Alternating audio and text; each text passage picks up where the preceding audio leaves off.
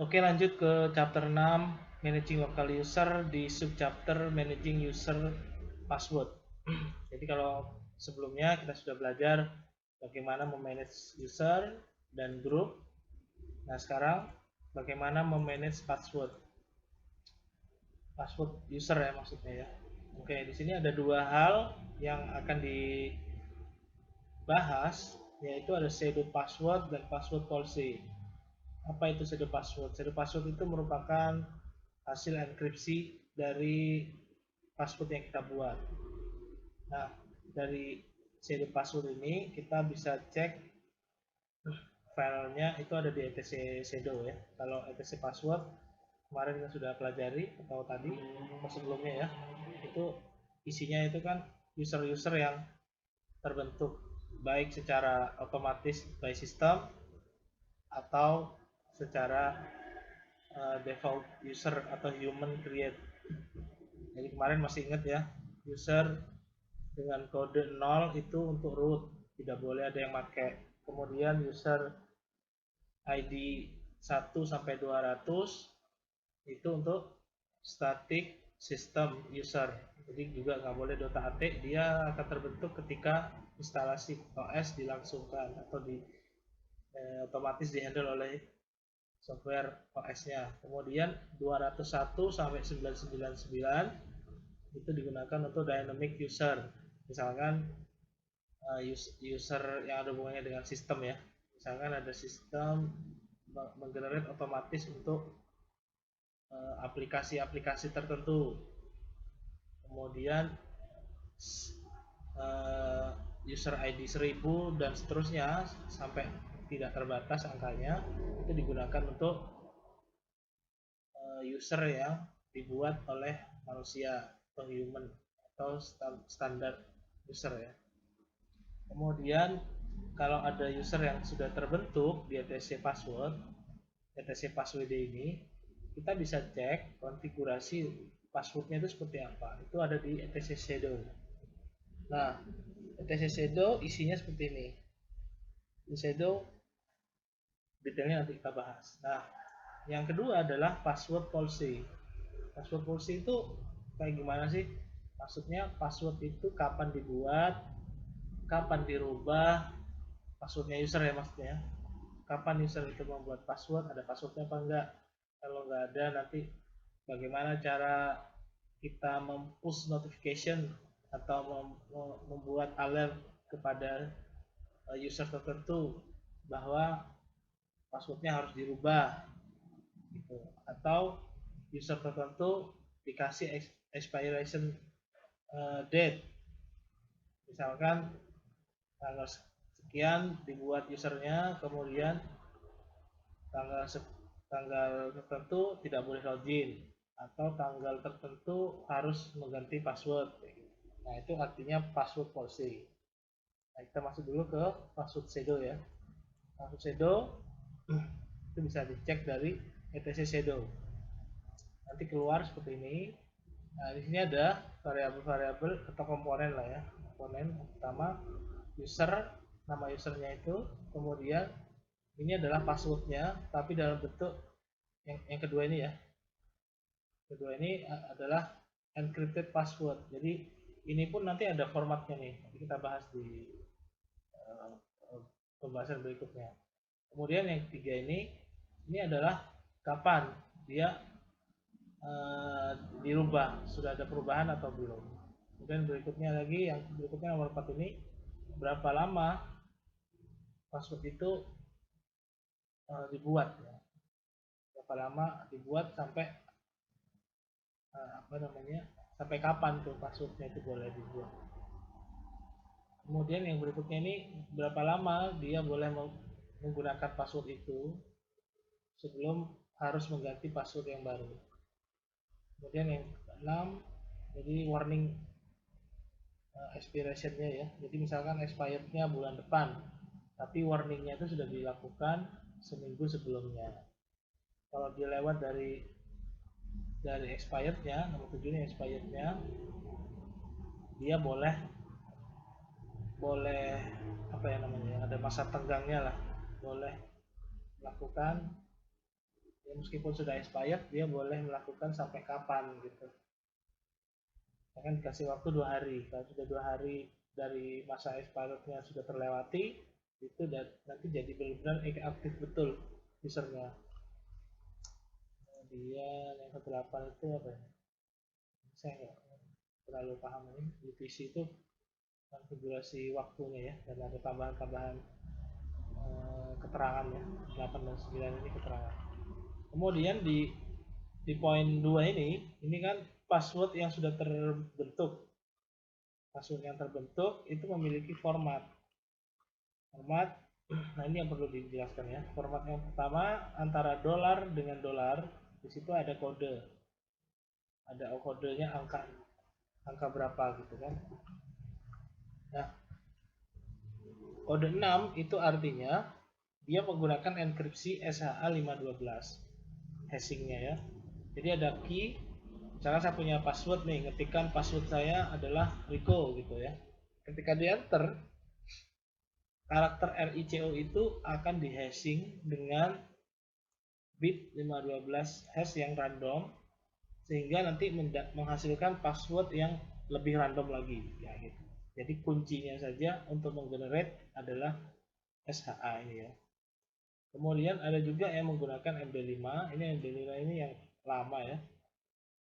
MD5, Blowfish dan seterusnya itu sudah masih relevan digunakan, tapi ada yang lebih kuat ya, SHA ya. SHA bisa fleksibel, kita bisa menggunakan berapa bit. Nah kalau yang 5, kode 5 itu SHA 256, defaultnya CentOS 67. Kalau yang defaultnya CentOS yang terbaru atau Red Hat yang 8 ya, dia menggunakan 512. Ini di Cisco, Mikrotik, Juniper dan seterusnya, alat-alat jaringan kalau menggenerate SHA untuk public key biasanya juga menggunakan 512 hash, 512 bit.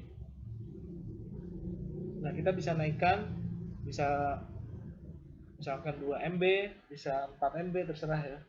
Semakin besar hashingnya, tentunya nanti proses generate-nya juga agak lebih lama, tapi kunci yang dihasilkan akan lebih sulit dipecahkan.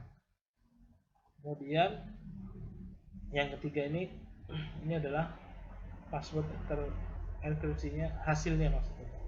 Jadi ada 3 komponen, hashing code-nya dia menggunakan tipe apa, hanya ada 3 ya, 1, 5, 6. Kalau 1 MD5, 5 itu SHA 256 standar Red Hat 6 dan 7 kemarin. Kalau yang 6, kode 6 dia SHA 512 standarnya rel yang terbaru.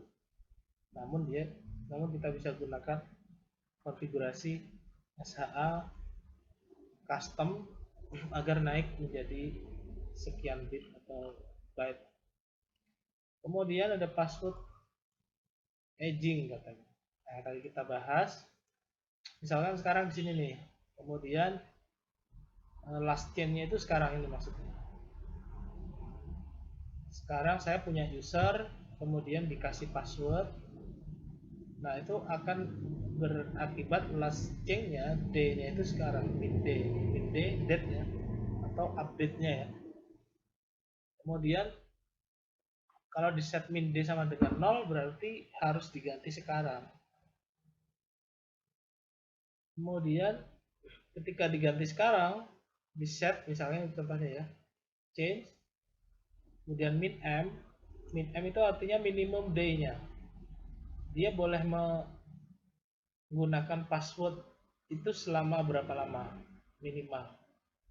Maksimalnya ya ini, maksimalnya misalkan 90 hari. 90 hari. Berarti minimumnya kalau misalkan di sini di set 10 hari nanti kita bisa ganti di hari berikutnya, hari ke-10 atau hari ke-11 ya. Paling tidak maksimalnya 90 hari. Kemudian min warn ini artinya notifikasi. Ketika saya login nanti atau user 3 login ini ya, user 3 login, dia berada di sini nih, misalkan. Ini kan tadi 90 hari. 90 hari kurangi 7, jadi seminggu sebelum 90 hari tadi, 90 hari minus 7 hari, dia akan mendapatkan pesan di CLI dia ketika dia login, mohon ganti passwordnya kayak gitu. Sampai expiration date-nya di sini. Kalau sudah expired, dia masih boleh login sampai inactive day-nya terpenuhi. Kalau sudah inaktif terpenuhi, dia udah login lagi. Jadi inactive day-nya mau berapa lama. Kemudian selain konfigurasi yang seperti ini, di sini juga ada beberapa opsi tambahan, yaitu change min day 0. Ya, berarti dia day-nya ini ya set sekarang. Set 3 comment force, jadi mengharuskan ya atau memaksa user 3 update password sekarang, atau kalau dia masih nggak login sekarang, ya kapan saat pertama kali dia login dia harus ganti. Jadi nggak boleh nggak ganti, harus. Change min L digunakan untuk menulis ya, display password hedgingnya. Change min L dari 03 nanti hasilnya kita cobain di praktikum. Kemudian change min E. Nah, min E ini expired, tapi expirednya bukan berapa lama, tapi saya tentukan tanggalnya, exact hari apa, tanggal berapa itu ya. Kemudian kita juga bisa menggunakan format UTC date min D, suruh update. Kapan boleh update nya? 45 hari dari sekarang. Min U ini juga menggunakan UTC ya.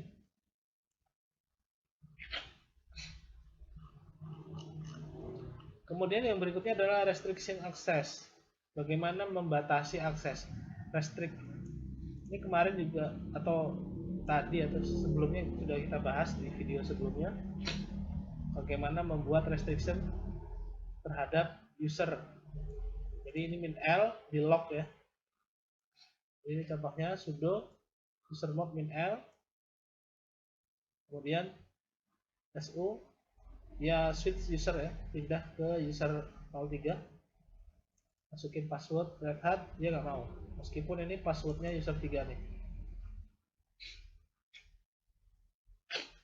Nah, untuk mengunlock kemarin usermod min U ya, min U besar ya. Kemudian sini kita juga bisa gunakan sudo usermod min L, jadi di locknya itu tidak langsung, tapi dia kasih tenggang waktu kapan user itu di lock. Kalau yang tadi sudo usermod min L ini, dia seketika itu langsung dieksekusi, user ini nggak bisa login, user 3 ini nggak bisa login. Nah kalau kita pakai yang ini user min L min E, user 3 ini akan tidak dapat login ketika pada tanggal ini, karena ini expirednya tanggal sekian, dia kena lock. Intinya begitu. Kemudian berikutnya ada lagi no login to sell. Ini di pembahasan sebelumnya sudah dibahas. Misalkan saya buat user baru dengan nama Rico, otomatis akan terbentuk /home /Rico. Kemudian ada lagi /bin /Rico, /sbin /Rico, dan seterusnya tuh, ada macam-macam. Nah, salah satunya kita bisa login di sbin itu dengan default. Nah, kalau kita mau batasi dia tidak boleh login ke sbin-nya, sbin ini untuk ini ya, apa namanya, install aplikasi. Jadi user tadi boleh login, boleh mengakses home-nya pribadi, tapi dia nggak bisa install, nggak bisa melakukan eksekusi runtime shell scripting atau service tertentu. Oke gitu. Kemudian sekarang praktikum ya. Praktikumnya lab user pw manage tab. Ini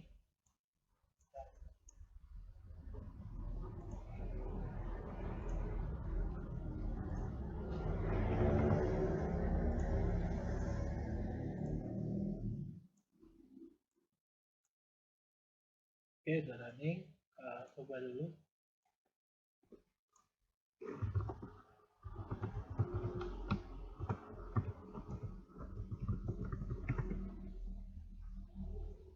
Oke, udah masuk. Kemudian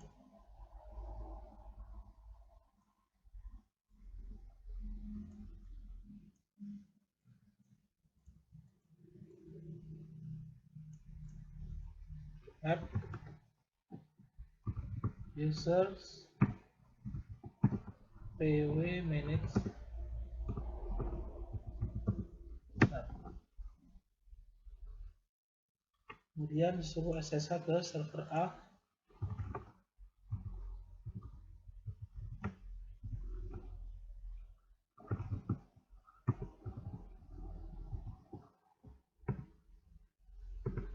Oke, sudah punya server A.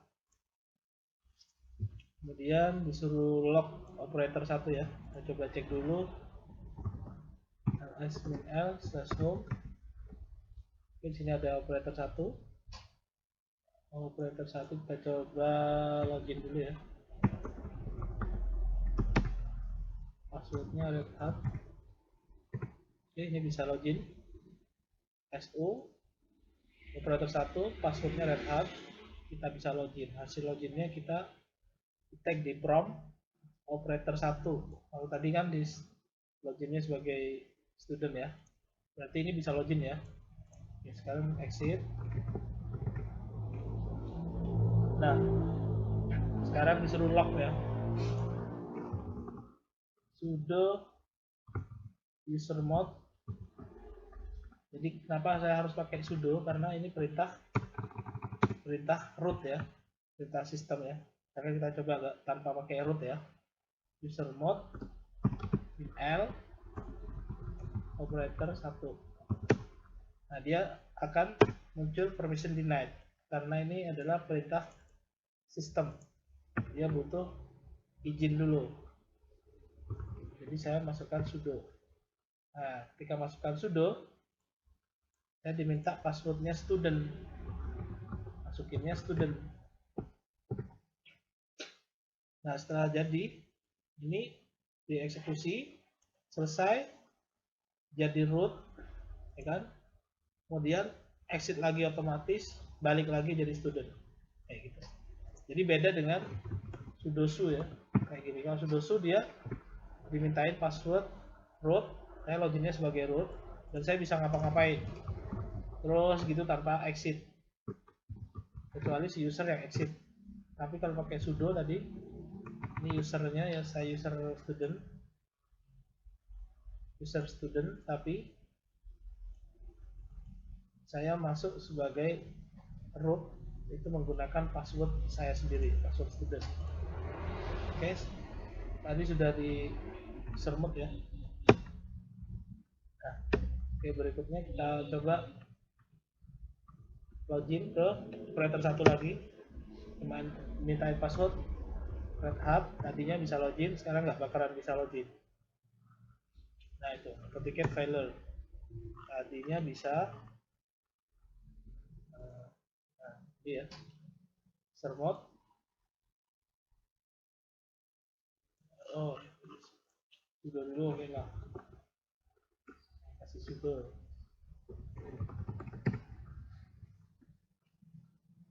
Nah, kalau pakai sudo dia mau ya, kalau pakai sudo dia mau, karena kalau pakai sudo dia loginnya sebagai root lalu pindah ke operator ya, 2 kali login ya. Exit. Kita coba unlock dengan cara sudo usermod info operator 1. Nah, kalau di seperti ini dia udah bisa ya. Nah, gitu. Kalau tadi kan authentication failed ya, kecuali kalau pakai sudo. Kalau sudo dia mau, tapi kalau sebagai user langsung switch ke user yang lain dia nggak mau. Jadi bedanya kayak gitu. Ini apa sih bedanya dengan yang ini? Nah, kalau sudo su ini, sudo dia kan mau jadi root dulu ya. Jadi root dulu, kemudian root login ke operator 1 pasti bisa karena si operator 1 ada di bawahnya root. Jadi hierarkinya lebih rendah operator 1 daripada root, gitu kan? Jadi kalau saya pakai sudo pasti bisa login. Pak, tapi di sini kan operator 1 bukan si root. Iya. Jawabannya karena tadi saya login sebagai root, kemudian dalam satu perintah ya. Kemudian root tadi login sebagai operator. Jadi hasil akhirnya dia bisa login. Tapi kalau langsung su seperti ini tanpa ada sudo, dia dari student langsung switch ke operator tanpa minta grant akses menjadi root. Jadi kan ini setara nih, student dan operator sama-sama levelnya. Jadi dia nggak bakalan bisa ketika di lock. Tapi kalau sudah di unlock dia mau. Ya, kemudian lanjut. Ini sudah su unlock tadi sudah. Jadi sekarang change yang operator 1. Ini exit dulu katanya ya. Promnya di student server A. Student server A. Kita coba cek dulu. Sudo change min L operator 1.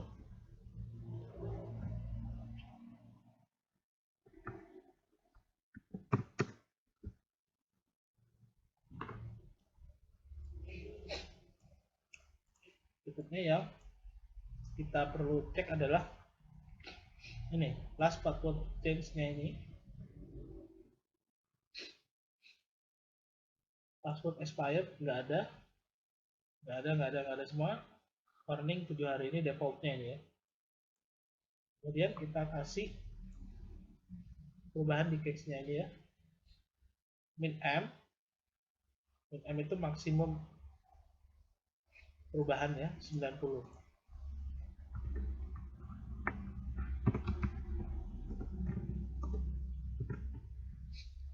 Kalau kita cek, nah di sini yang tadinya minimum number ya kan berubah ya, yang ini 999 tadi ya, minimumnya tetap, maksimumnya berubah. Kalau minimum kita bisa set min M kecil 10 misalnya, dibolak-balik bisa aja ya. Nah, kemudian min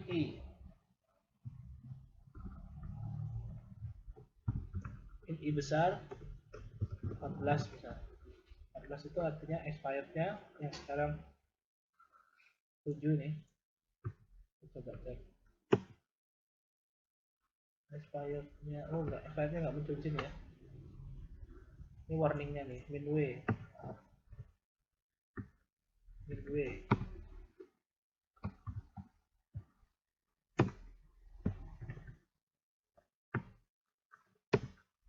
Ini udah berubah.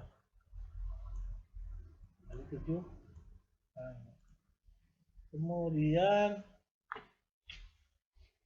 apa lagi? Sudo change-nya sekarang harus sekarang berubah.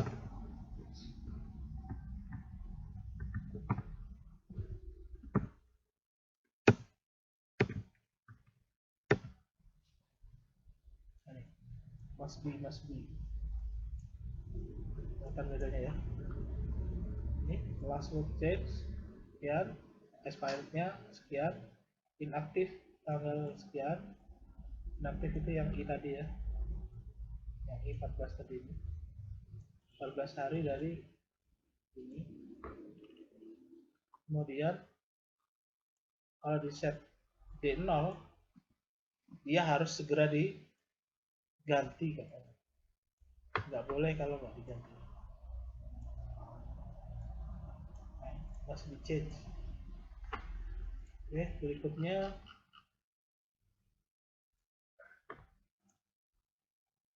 coba apakah benar harus diganti sekarang. Cobain.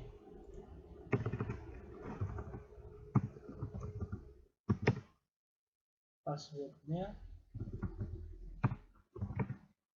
nah ini udah masuk Red Hat. Passwordnya you are required to change, jadi sebelum mengganti dia nggak boleh masuk. Kalau cuma di warning kayak tadi 14 hari ini, dia boleh skip ya, boleh skip atau enggak. Kalau diganti,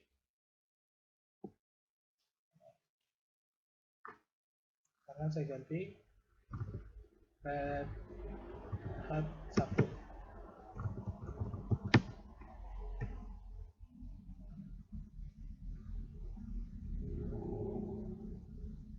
Error.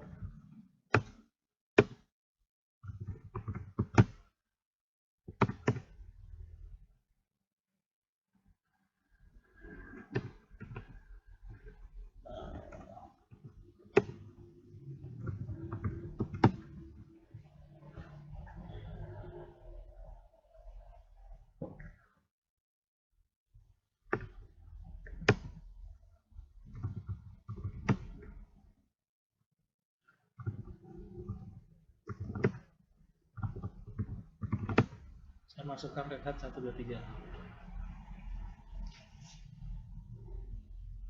Ini kurang.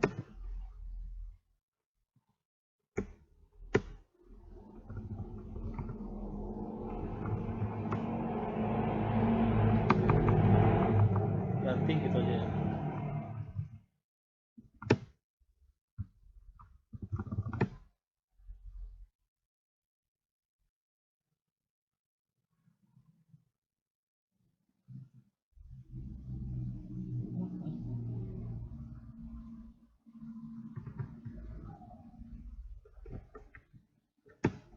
Mau.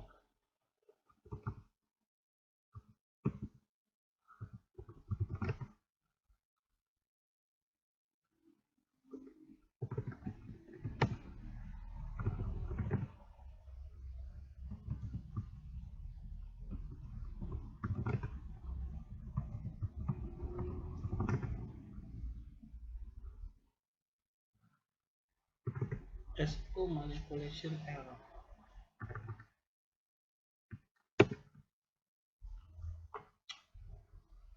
Sudo change must be change.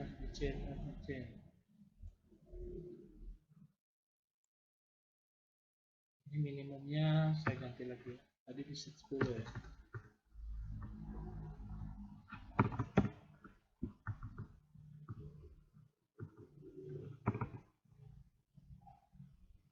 Warningnya berarti 7.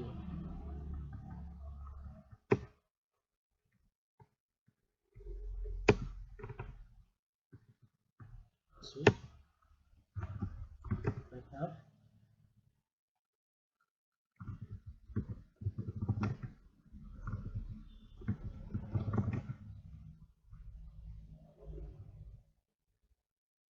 Nah, mana ya?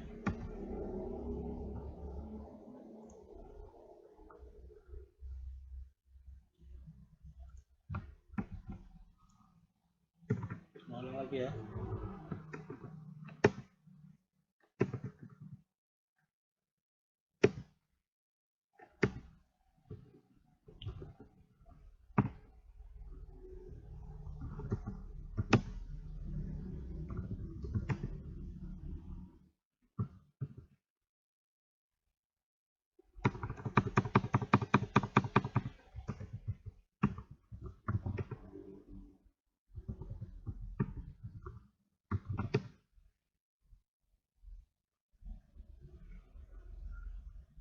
Token manipulation error. Token manipulation error. Red Hat.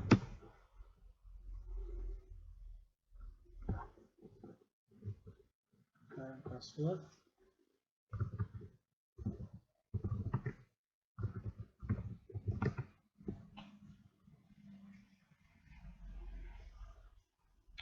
Passwordnya operator tadi apa ya? Passwordnya operator apa? Passwordnya operator.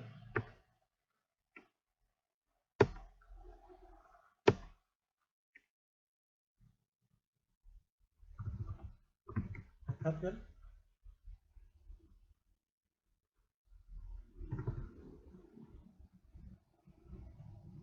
Passwordnya operator 1 apa tadi?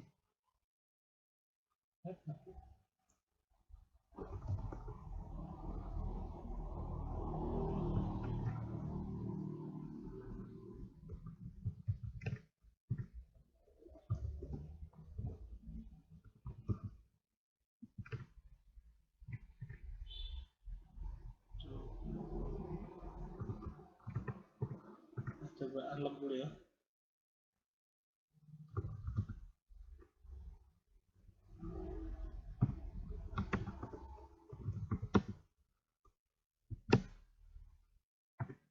Kemudian set password.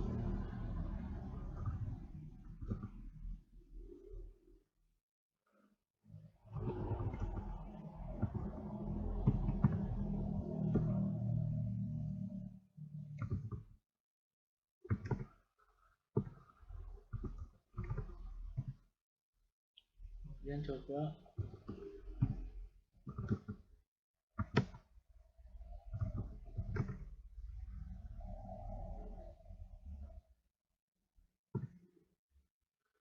nggak mau ya, bikin baru aja ya. User add meter 2. Oke,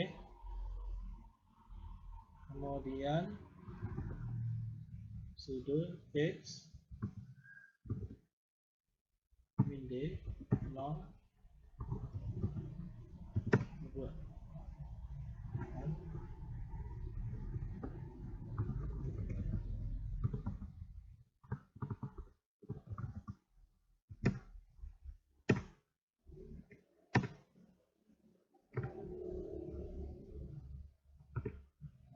Oh, ini nggak ada passwordnya tadi.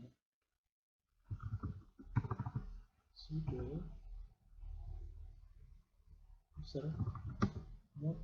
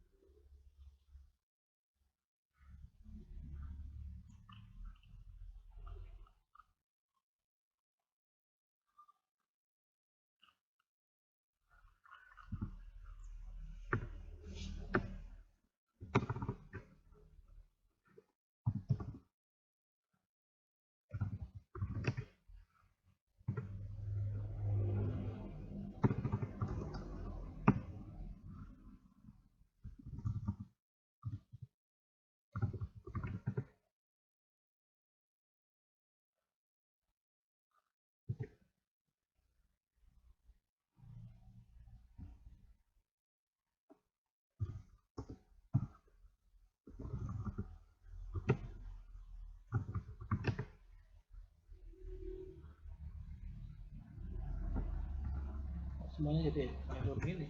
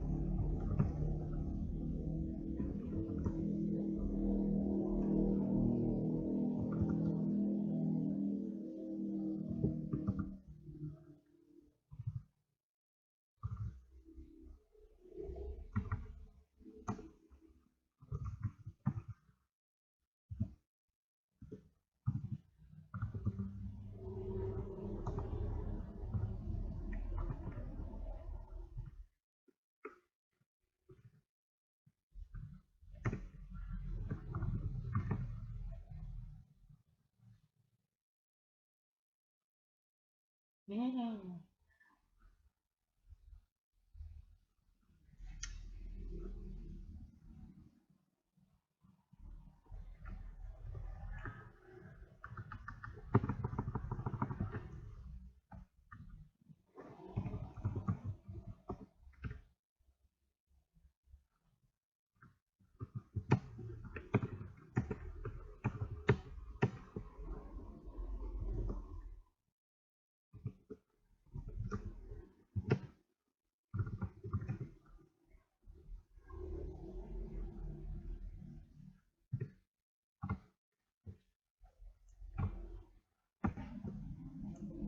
Oke, kita lanjut. Yang tadi itu ada masalah di authentication ya.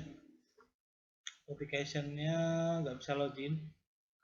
Kita coba restart karena itu ada hubungannya dengan pump authenticationnya itu dieksekusi. Jadi di etc pump di out itu ada di gdm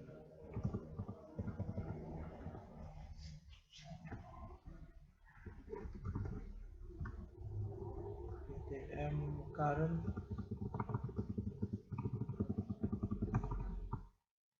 dulu ya.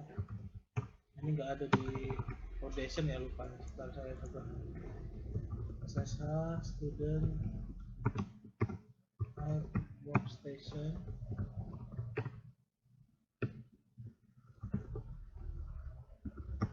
dc di gdm g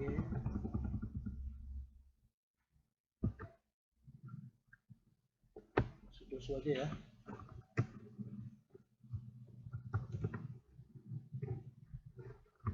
Add dc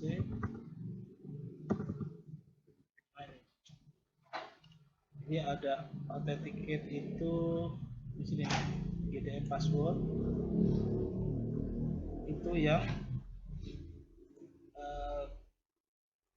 namanya ini VM ya. Jadi kalau di config dia nggak langsung responsif nih, kadang-kadang jalan, kadang-kadang enggak. gdm passwordnya itu di reset ya. Kita coba tadi SSH ke student server A. Ini ya, server A kita ulang lagi aja, nggak apa-apa dari depan. Coba dulu ls min/home. Nah, ini baru ada student ya, belum ada operator nih karena udah di reset tadi operatornya hilang. Mulai dari sini nih, server A ini tidak ada operator ya. Nah, buat dulu nih.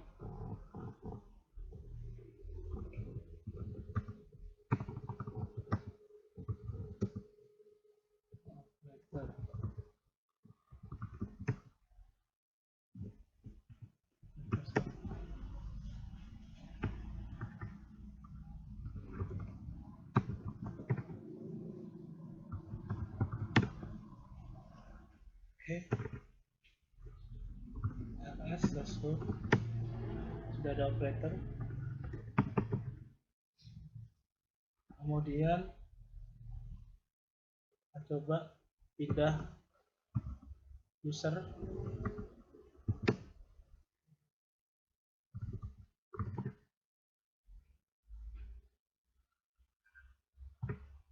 Ini belum ada passwordnya.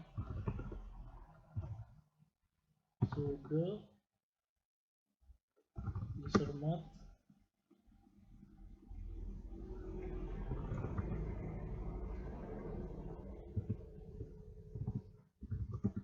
password